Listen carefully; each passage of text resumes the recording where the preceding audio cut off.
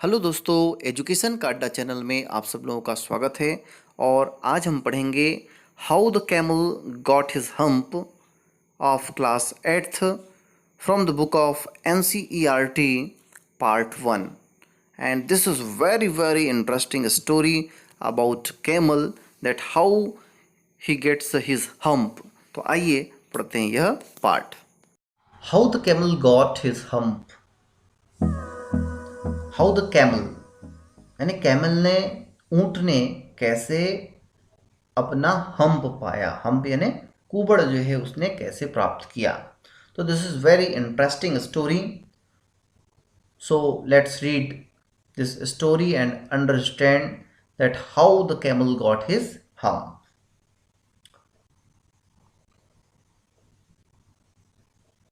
The world had just begun and the animals were working for humans.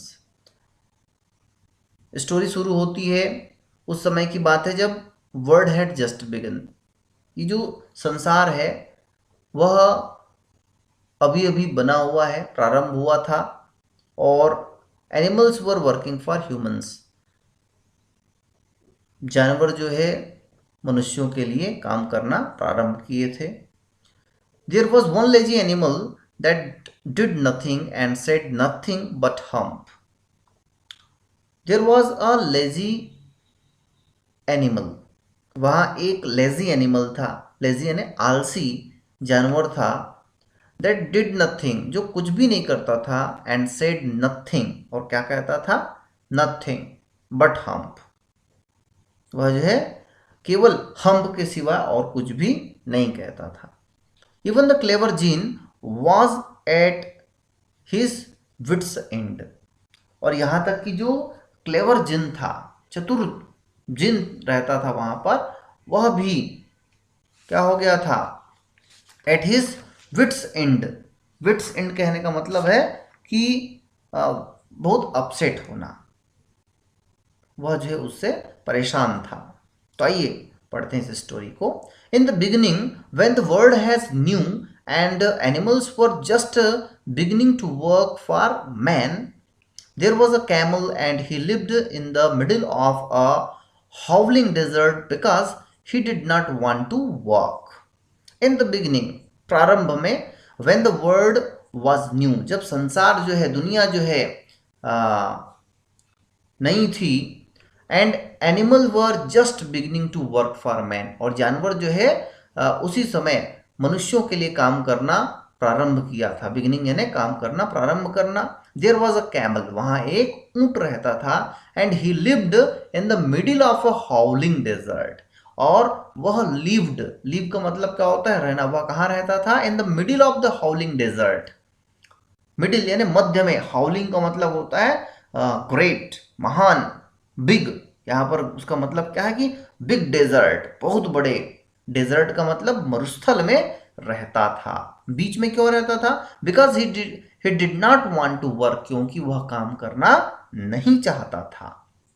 He ate sticks and thorn and prickles, and when anybody spoke to him he said humph, just hump and no more. और he ate, वह क्या खाता था?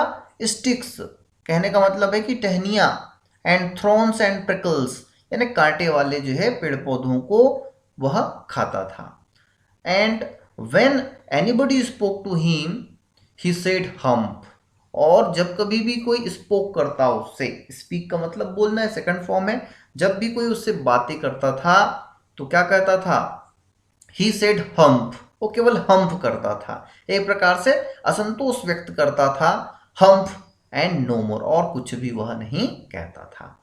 Presently the horse came to him on Monday morning with a saddle on his back and said, camel, oh camel, come out and trot like rest of us. Presently यानी कुछ देर में, the horse cam, एक घोड़ा आया, to him, उसके पास, on Monday, सोमवार का दिन था, सुबह सुबह, morning,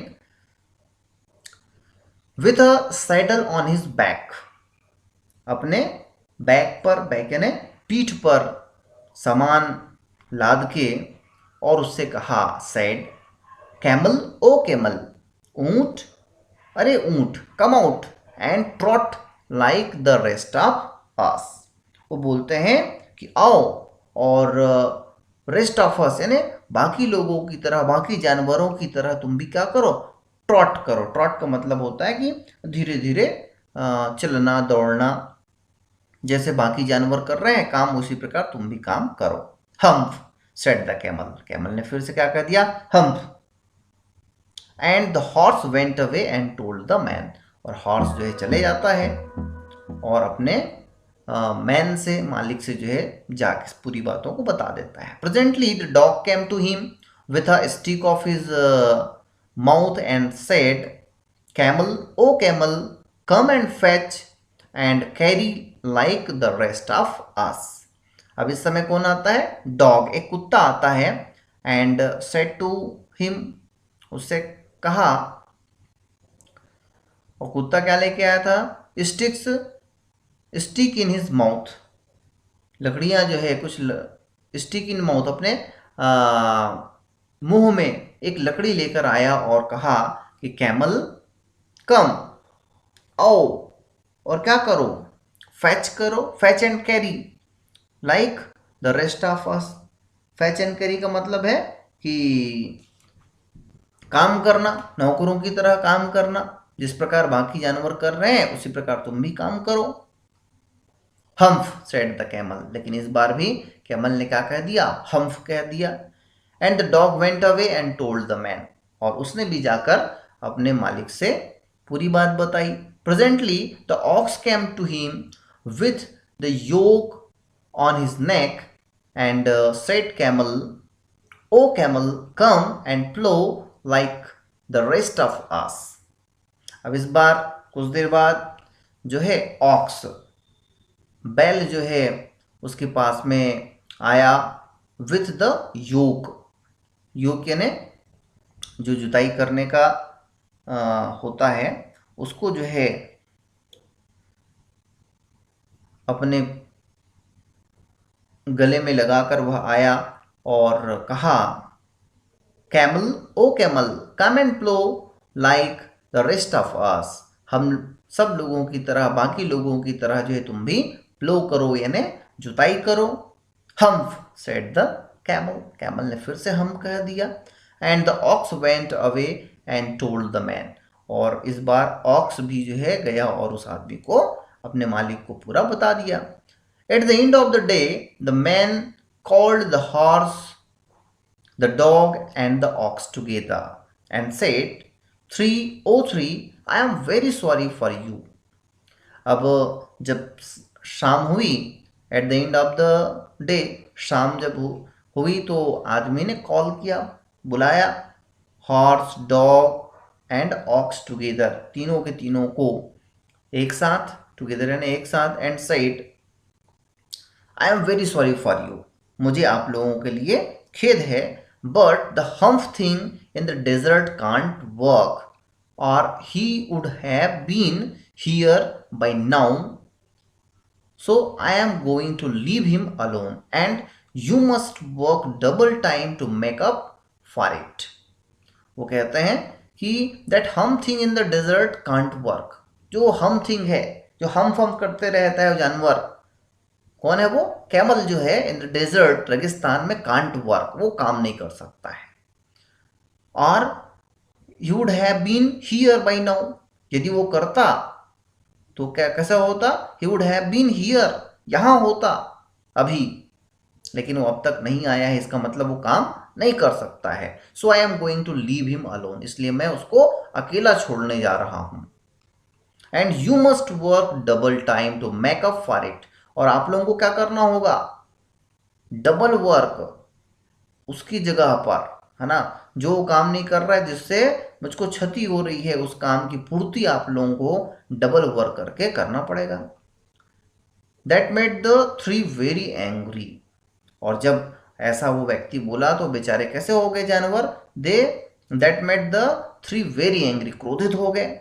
and they held a panchayat, और उन्होंने एक पंचायत रखी, हेल्ड यानी आयोजित किया on the edge of the desert, desert के किनारे पर। And the camel came chewing cud and laughed at them, और कैमल आया चूविंग कट यानी चबाते हुए, और लफ्ड एट देम उन लोगों को देखते हुए वो हंसा। Then he said humph and went away again, और उन लोगों को फिर से क्या कह दिया, हम्फ बोला और वहां से चले गया, went away again. Presently there came along the jinn who was in charge of all deserts rolling in a cloud of dust. Presently, इस जैसे ही वो गया उसके बाद कौन आया, there came along the jinn, ये जिन आया, और वो क्या था भाई, इंचार्ज, यानी उस रेगिस्तान का वह जो है देखभाल करने वाला था, इंचार्ज था, प्रभारी था, ऑफ ऑल द डेजर्ट, उस रेगिस्तान का। और कैसे आया, rolling in a cloud of dust, ये देखो रेत से भरे हुए, धूल से भरे हुए डस्ट के बीच में वह जो है प्रकट होता है, सामने आया। Djinn of all desert said the horse, it is right for anyone to be idle. Horse ने कहा, जिन ऑफ ऑल डेजर्ट, यानी इस डेजर्ट के मालिक जिन, it is right for anyone to be idle. Is it right for anyone to be idle, क्या जो है आलसी होना किसी के लिए अच्छी बात है, सही बात है? सर्टेनली नॉट सेड द जिन, जिन ने कहा नहीं नहीं, निश्चित रूप से नहीं, ऐसा नहीं है, ऐसा नहीं होना चाहिए। Well said the horse, horse ने कहा ठीक है, there is a thing in the middle of your desert with a long neck and long legs and he hasn't done a stroke of work since Monday morning, he won't trout.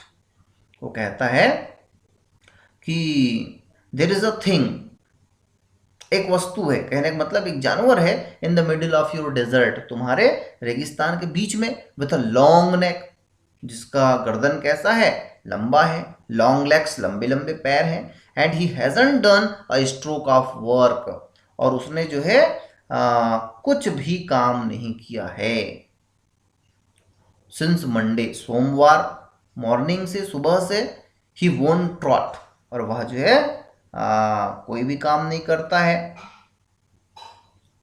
View said the Djinn whistling, जिन जो है we shall करते हुए, सीटी बजाते हुए view करता है। दैट्स माई कैमल, वह मेरा ऊंट है। What does he say about it, वह क्या बोलता है इसके बारे में? He says hump and he won't plough said the ox. इस बार बैल ने कहा कि ही सेज हम्प, वह केवल हम्प कहता है, एंड वोंट प्लो, और वह जो जुताई भी नहीं किया। Very good said the Djinn, बहुत अच्छा, जिन ने कहा। I will humph him if you will kindly wait a minute. जिन कहता है कि आई विल हम्प हिम, वो सब लोगों को हम्प करता है ना, वेट अ मिनट, काइंडली कृपया आप लोग क्या करें, वेट अ मिनट, थोड़ा मुझको समय दें, उसके हम्प को मैं निकालता हूं, उसको यानी मैं ठीक करता हूं। इस प्रकार जो है वो जिन कहता है। और इस प्रकार ये पहला पार्ट यहाँ पर समाप्त होता है, और अगले पार्ट को हम अगले वीडियो में पढ़ेंगे। यदि ये वीडियो आप लोगों को पसंद आया हो तो लाइक करें, शेयर करें, और जिन लोगों ने अब तक एजुकेशन का अड्डा चैनल को सब्सक्राइब नहीं किया है, सब्सक्राइब करें, बेल आइकन को दबाएं, जिससे आपको आने वाले वीडियो का नोटिफिकेशन प्राप्त हो सके। धन्यवाद।